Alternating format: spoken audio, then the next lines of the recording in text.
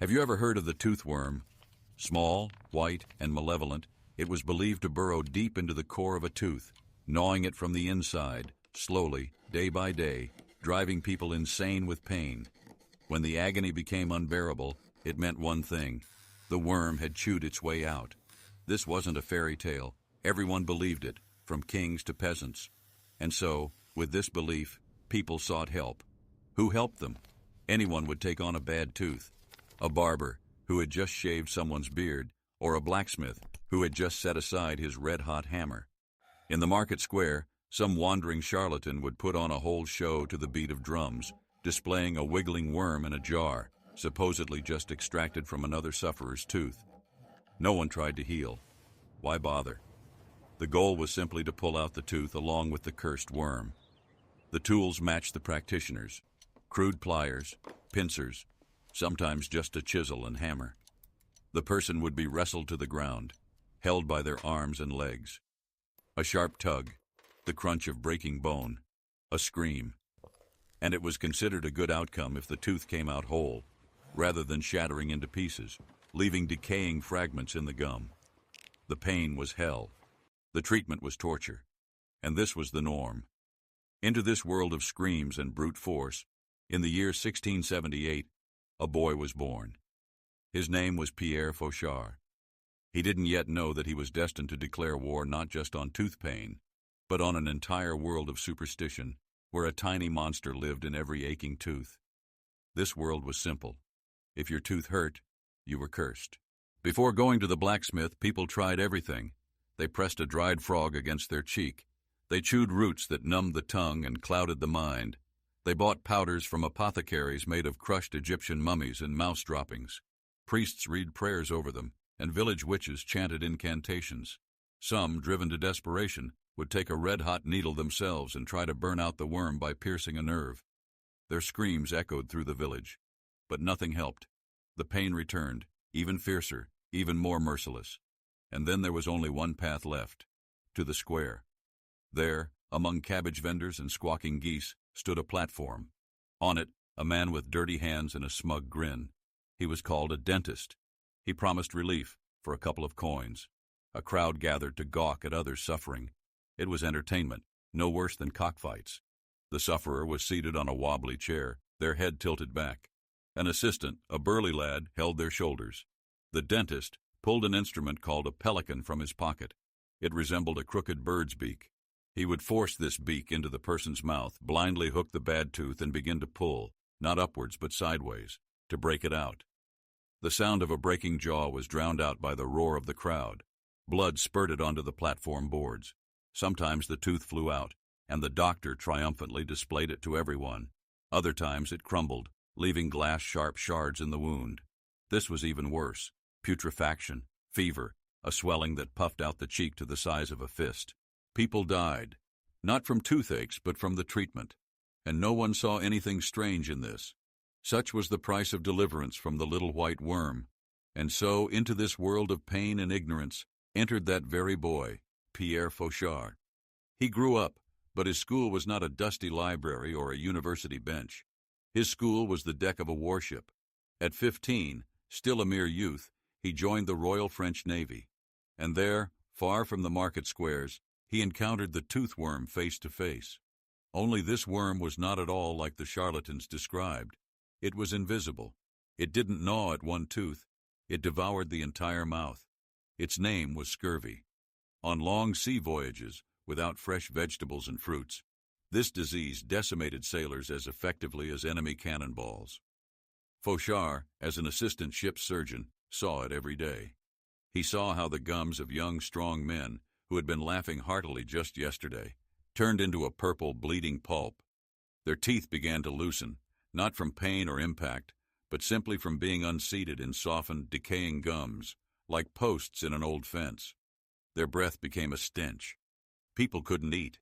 Every bite of stale biscuit was torture, and eventually their teeth simply fell out on their own. Sometimes they were pulled out with fingers, without any pliers. What did the ship's surgeon do? The same as everyone else. He saw a loose tooth and pulled it out. He saw pus and cauterized it with a red-hot iron. He didn't treat the disease. He fought its consequences, with the same primal savagery. And it was here, in the midst of this floating hell, that young Pierre Fauchard began to ask questions. Why? Why was this happening? Had every sailor on the ship developed their own worm all at once? He began to observe, to record.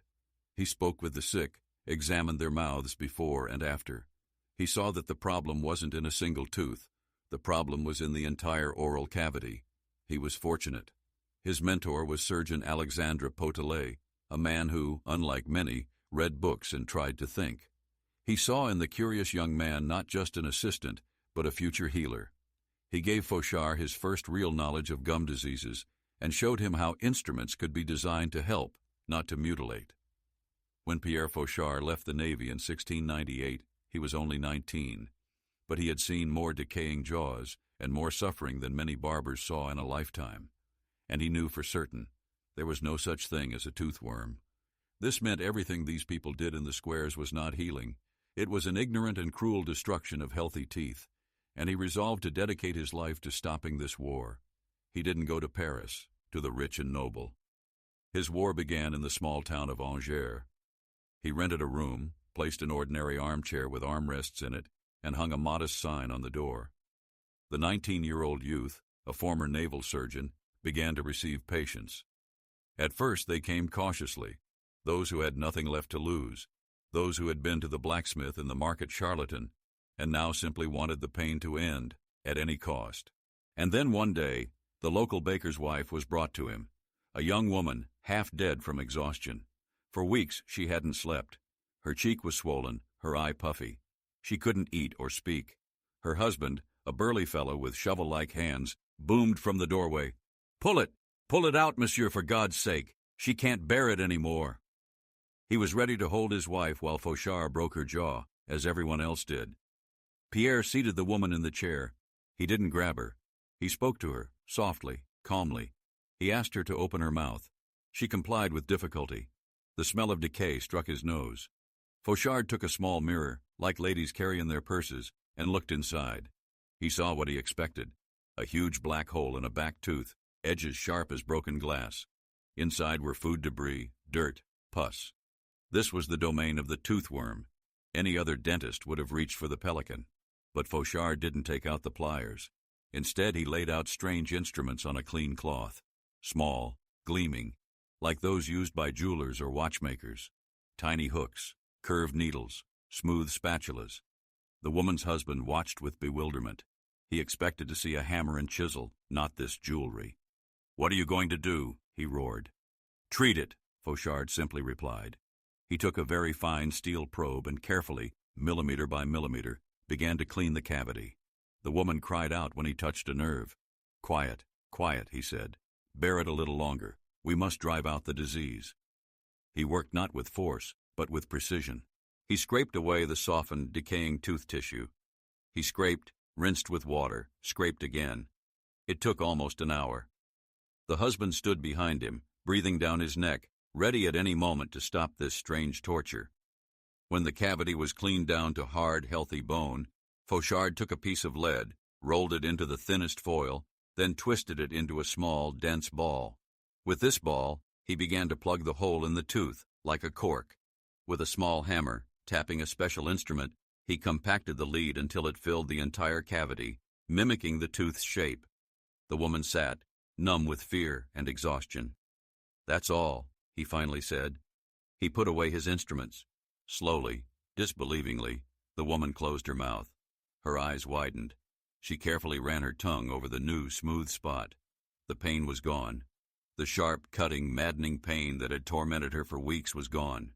There was only a dull ache of fatigue in her jaw. She looked at Fauchard, then at her husband. Tears welled in her eyes, not from pain, but from astonishment. That day, Pierre Fauchard didn't just save one tooth. He killed the toothworm. Not with a red-hot iron, but with knowledge and meticulousness. He proved that a tooth was not a cursed bone to be ripped out and discarded, but an organ that could and should be saved. And word of this strange young healer, who didn't pull teeth but brought them back to life, began to spread through the town like ripples in water. And they came. First one, then another. The shoemaker followed the baker, then the cloth merchant. They came to his small room, sat in the chair, and instinctively hunched their heads into their shoulders, preparing for the familiar yank and crunch. They expected rough hands, they expected the crooked pelican, but what they got was a conversation. Fauchard didn't rush. His first priority was to calm them.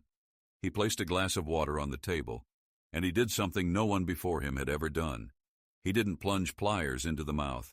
He took his mirror, small and round, and he simply looked. This was his main secret, his genius, which was ridiculously simple. Before you treat, understand what you're treating. Before you pull, see if it can be saved. The blacksmith saw a bad tooth and a hammer. The charlatan saw a sufferer and a coin. They saw nothing in between. Fauchard, however, saw more than just a tooth. He saw a complex living organ. He saw tiny cracks in the enamel, where food had accumulated, where the gum was inflamed and bleeding. He was a cartographer, studying the battlefield before deploying his tiny instruments. The Navy taught him this. He had seen scurvy devour the gums of dozens of sailors. He understood. Disease wasn't an accident. It was a process. It had a cause. And to stop it, that cause had to be found. He asked questions. Where was the pain? What kind was it? Aching, sharp, throbbing? When did it come? At night? From cold water? No market dentist spent time on this. Why? A worm was a worm. Rip it out and be done with it. Fauchard, however, mentally constructed a complete patient history. He wasn't an executioner. He was an investigator. His weapon wasn't pliers. His weapons were his eyes and his ears. He listened to the pain and looked at its source. Only then, when the picture was clear, did he take up his probes and hooks. He didn't break out the tooth but carefully removed the diseased tissue, like a sculptor chipping away excess marble to leave only a healthy, strong foundation. He was the first to understand. To defeat an enemy, you must first examine it thoroughly. And the enemy was not a mythical worm, but banal, ordinary dirt and decay. But this enemy was understandable. Dirt could be cleaned. Decay could be stopped. However, Fauchard soon faced a new, far more dangerous enemy. This enemy wore powdered wigs, expensive frock coats, and spoke in elegant Latin. Its name was the College of Surgeons of Paris. Rumors of a provincial healer who didn't pull teeth reached the capital, and there they didn't cause delight. They caused fury. Who was this Pierre Fauchard? A former ship's medic? A self-taught man without a diploma? How dare he question methods that professors of medicine taught at the Sorbonne? Methods used by their fathers and grandfathers. To these men in powdered wigs, Fauchard was not an innovator. He was an upstart, a heretic. He violated the main rule of their world. A diseased tooth is a dead tooth. For years they had written scientific treatises on the proper ways to extract teeth. They had created a whole body of laws that strictly defined who had the right to hold pliers and who did not. They were the elite. And now, some guy from Angers, with his little mirror and hooks, made them all look like crude butchers. And they declared war on him. Not openly, no. They were too clever for that. Their weapons were complaints and denunciations. They sent officials to Angers for inspections. On what grounds are you practicing, Monsieur Fauchard? Show your license. Show your diploma, certified by the royal seal. They knew perfectly well that he didn't have these papers. He only had skilled hands and hundreds of saved patients. But for the Parisian bureaucrats, this was no argument. Rumors spread, dirty, sticky ones. Professors in academies sneered contemptuously, telling students about the eccentric who fills teeth with lead. Just imagine, gentlemen, they would say, this poison will slowly kill a person from the inside. This charlatan's patients will die not from toothaches, but from lead colic. They accused him of mutilating people, claiming his treatment was merely a postponement of the inevitable, after which things would only get worse. They turned everyone against him, officials, apothecaries, even other surgeons. For Fauchard had encroached upon the most sacred thing, their wallets. He didn't just treat teeth, he took away their clients. Why go to an expensive Parisian doctor who would break half your jaw in 5 minutes, when you could go to Fauchard, who would bring a tooth back to life in an hour? Fauchard thought he was fighting superstitions. He didn't suspect that his real enemy was not an imaginary worm, but very real human envy and greed, disguised by diplomas and academic titles. And Fauchard understood. This war could not be won in Angers. He couldn't defeat the Parisian professors by staying in the provinces. They would stifle him with rumors, bury him under a mountain of paperwork. To fight the dragon, he had to enter its cave. But he wasn't ready. Not yet. He needed a weapon that no diploma could dispute. And he knew what that weapon was. Experience. Thousands of saved teeth. He gathered his instruments, loaded his chair onto a cart, and set off. For the next 20 years, Pierre Fauchard didn't stay put. He became an itinerant healer, but not like the market charlatans. He traveled from town to town, Tours, Rennes, Nantes, and everywhere he did the same thing. He treated. He saved what others pulled out. He didn't just work. He kept records. Every complex case, every unusual growth, every seemingly hopeless tooth saved, all of it he entered into a thick notebook. He described his instruments, which he himself designed. He drew how to hold a hook without damaging the gum, how to properly mix a filling paste. He collected evidence. He was writing his Bible, where every line was confirmed not by a quote from an ancient treatise, but by a living, healthy tooth in the smile of a grateful patient. He wasn't fleeing. He was advancing, slowly but inexorably, gathering strength for the decisive blow. And then, in 1718, he struck that blow.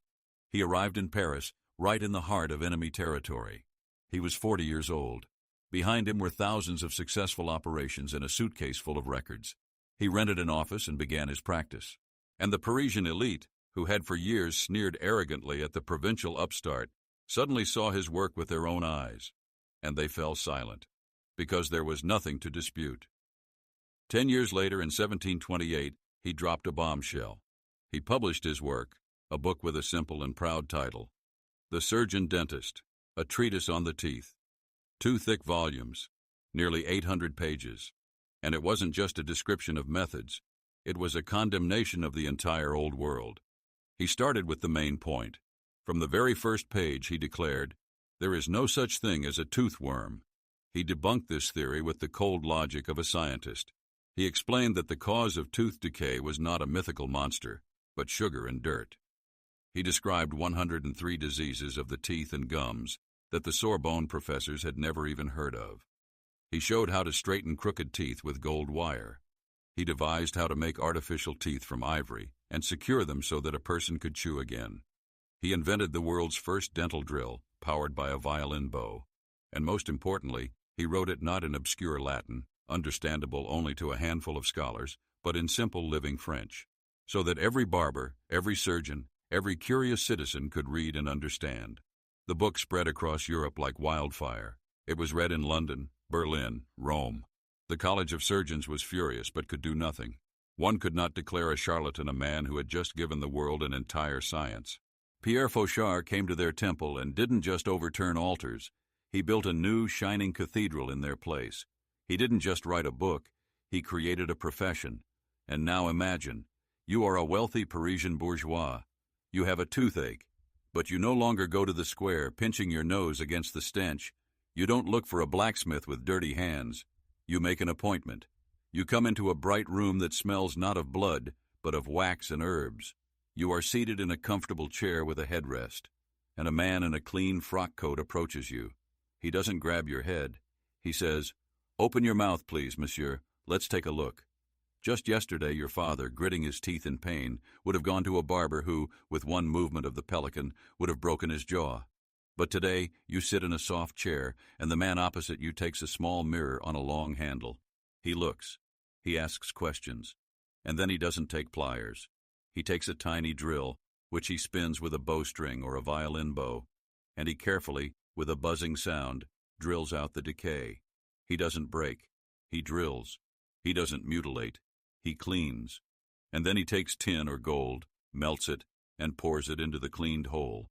He restores your tooth to its shape. He restores your ability to chew without pain. And if your tooth can no longer be saved, he doesn't leave you with a hole in your mouth. He takes ivory or even a human tooth, bought from a poor person, and carves a new one from it, perfectly shaped, and secures it with gold pins between neighboring teeth. Is your wife ashamed to smile because her teeth are crooked? Fauchard takes a thin gold wire and, like a gardener tying up a young tree, binds her teeth with it. And in a few months, They stand in a straight, beautiful row. This was not just a book. It was a new world, a world where teeth ceased to be enemies, where the mouth ceased to be a torture chamber. Fauchard gave people something they had never had, the chance to grow old with their own smile. But he didn't stop there. The book was just the beginning. Now that he had a name, money, and fame, he could afford what he had only dreamed of before. He could embark on a real hunt, a hunt for the strangest and most frightening diseases hidden in people's mouths. He was no longer just a healer.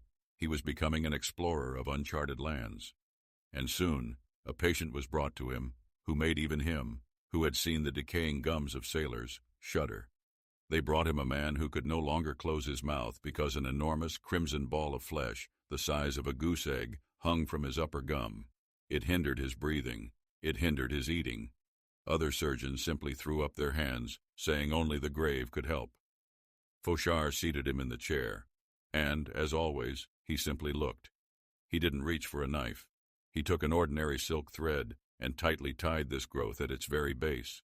The next day, he tightened the knot even more, and so, day after day, he didn't cut. He suffocated the disease. In 2 weeks, the tumor, deprived of blood, turned black and fell off on its own. All his life, Pierre Fauchard fought the little white worm, a monster that lived not in people's teeth, but in their minds. And he defeated it not with a scalpel or pliers. He defeated it with a small mirror. He was simply the first who wasn't afraid to look fear in the face and saw that there was no monster there at all.